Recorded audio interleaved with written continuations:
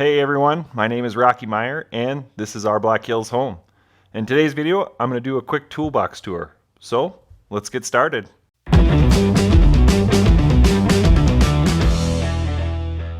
Let's start with some of the specs on this toolbox. I did personally build this toolbox a little over 3 months ago. It's completely made out of oak plywood. It cost me around $700 at the time to build, which I do have a build video for that, so if that's something you're interested in, click the link up here. As for the toolbox itself, it's about 4 foot wide by 2 foot deep. It sits about 42 inches off the ground. I'm 6'4", so I actually really like the height of this. If I'm working on stuff and things like that, it's a good height for me. Maybe if you're shorter, it might not be the greatest, but personally I like it. And speaking of the top, I do have this rubber mat on here. It's just exercise mat. It's about, I think, 1/8 of an inch thick. I really like it. It's expensive, but I think it's well worth the cost on that. I could throw tools on here. It's not sliding around. And also all 10 drawers do have the same rubber matting in it as well. Last thing on the top here, I do like that I've got this edge all the way around here. I throw, bolts and nuts and stuff up on here. If I'm rolling the tool cart around, it's nice. That stuff's not going to roll off because it's got this little bit of an edge here. As for rolling around, I do have 5-inch casters on here. They are all swiveling casters, so a lot of mobility there. And then they also all have the locking feature on them. So basically all I need to do is lock 2 of those casters and this thing's not going anywhere. In fact, it's locked right now. So let's go ahead and start on drawer number 1. All right, drawer number 1.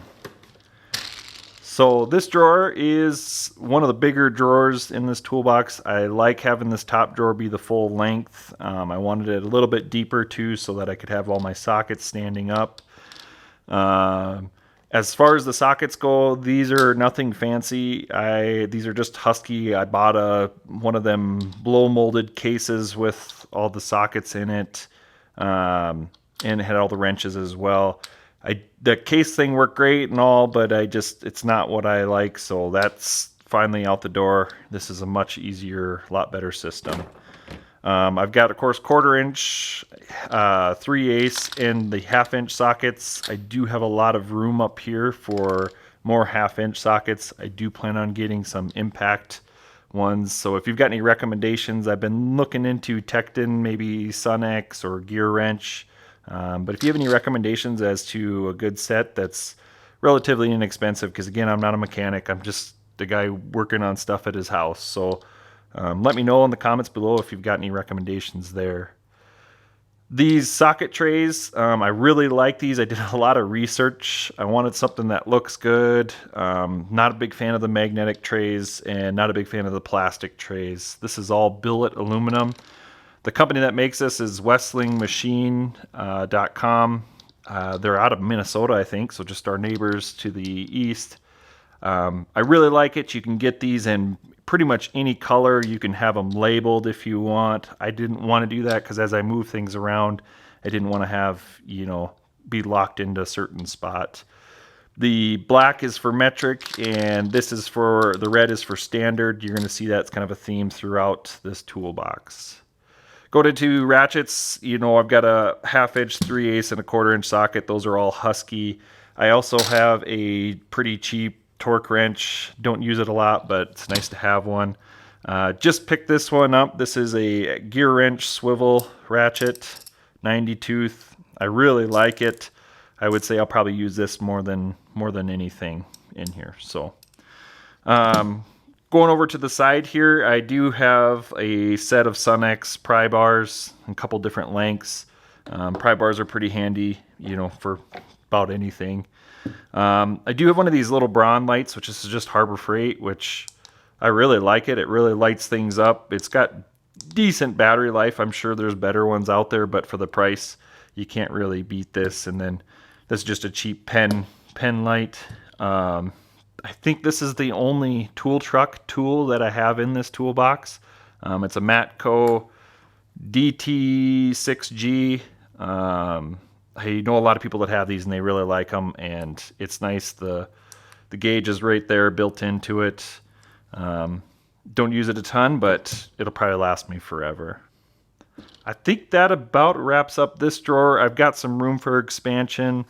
One other thing to note, I've had some people comment on the weight of these drawers and how much these slides can hold. These are soft close slides, and they're rated at 100 pounds, which this is probably my heaviest drawer. I do have lots of room over here on the side that I could add another drawer slide.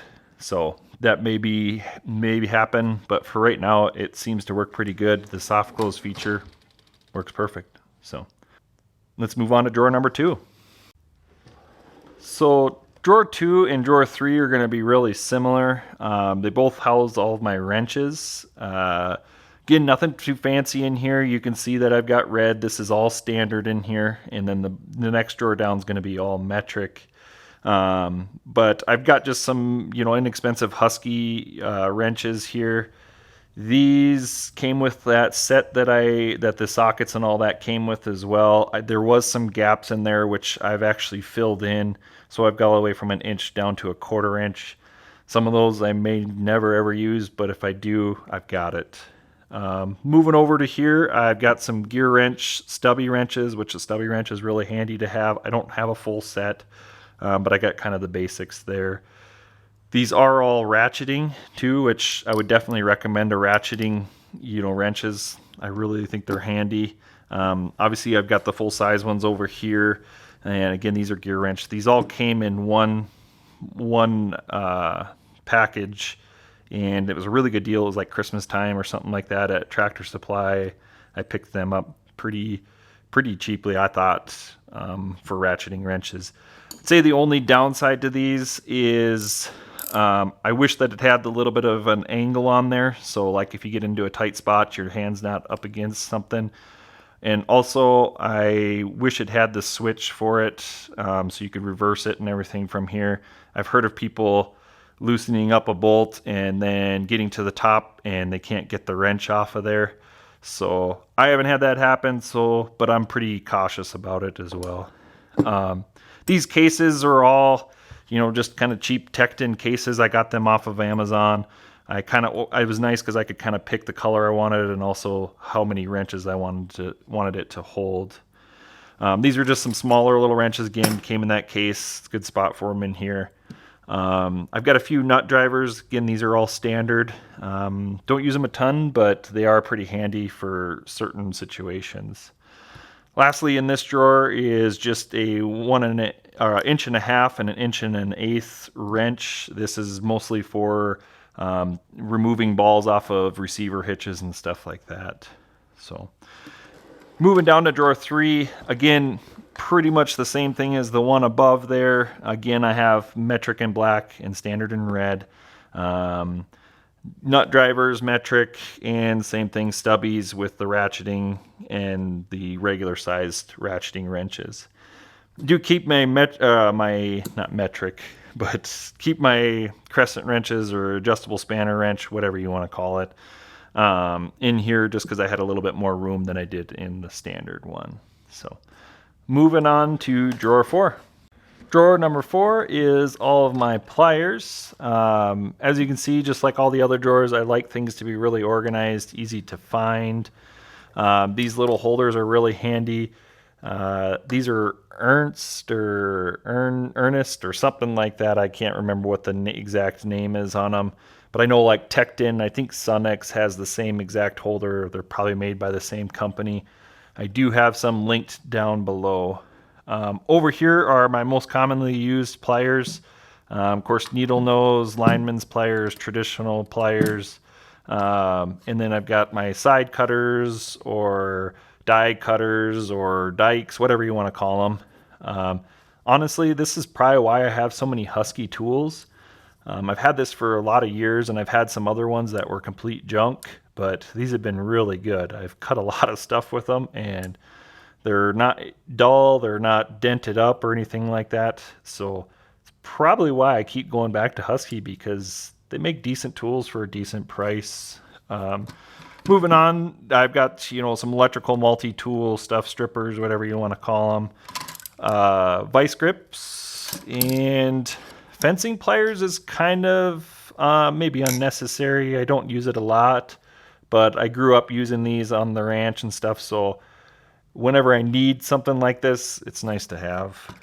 Of course, some scissors and some snap ring pliers. Don't use that very often, but when you need one, they're cheap enough to have one in the toolbox.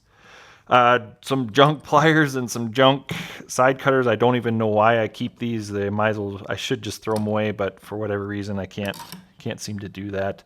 Forceps, don't use these a lot, but like soldering and stuff, it's kind of handy. This is fuel line, hose cutter. Again, don't use it a ton, but I have redone some hose on some of my lawnmowers and stuff. So it's kind of handy. It's cheap. It's easy just to have in the toolbox here. Tin snips, kind of a cheaper set of tin snips and a good set. I've got some channel lock pliers. Obviously I use the bigger one a lot more than the little one, but they came in a set, and sometimes the little one is kind of handy. These 7 here I picked up not that long ago when I was actually doing the fuel line on my lawnmower. I needed some hose pliers. I can't think what the exact name of these are, but these were pretty reasonable. Sonex is a good brand. I've got 3 different sizes of those. These are all long reach, but it also came with the side cutters long reach, as well as the long reach traditional needle nose 45 and a 90 degree. Over here I have just a filter wrench for oil filters and stuff on lawnmowers in case they get a little bit tight. And lastly, I've got just my pipe wrench in here. So on to drawer 5. Drawer 5 is the deepest drawer, and it's got a kind of a miscellaneous amount of things in here. I do have a 3/8 inch battery ratchet. I really like this. It's, again, Husky. I think it was like $50 or something like that on sale. Definitely worth having. Next to that, I have a Wheeler torque screwdriver. Definitely more for gunsmithing type stuff. Battery charger. I've got a set of metric and standard cobalt Allen wrenches. I don't like these. I'd like to figure out a better way to store these. Unfortunately, none of my drawers are really deep enough for them, so I might have to do something where it hangs on the wall, which is fine.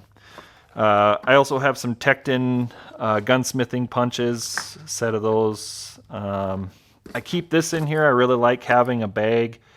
So say I got to go work on something in the house, or I got to go work on something somewhere else. I can throw all the tools I need in this bag and go, and then I come back, empty out the bag, throw the bag back in my base here. Some more gunsmithing specific tools. Not really going to get into that. Don't do a lot of that stuff, but it's nice to have them when you need it. So moving on. Moving back up to the top, in the smaller drawers, the top one I have all my screwdrivers and similar things in here. More Husky stuff. I promise I'm not sponsored by Husky or anything. I just, again, I seem to gravitate more towards them. Cheaper ones as well, just for other things I don't want to ruin my good set on. A couple stubby screwdrivers, and then of course I've got a few picks in here. Do have one of these. These are kind of handy for scraping things off. You got to be kind of careful, but it's just a utility blade on there with a handle on it. So moving on to the next drawer. So this is what I would consider kind of my junk drawer.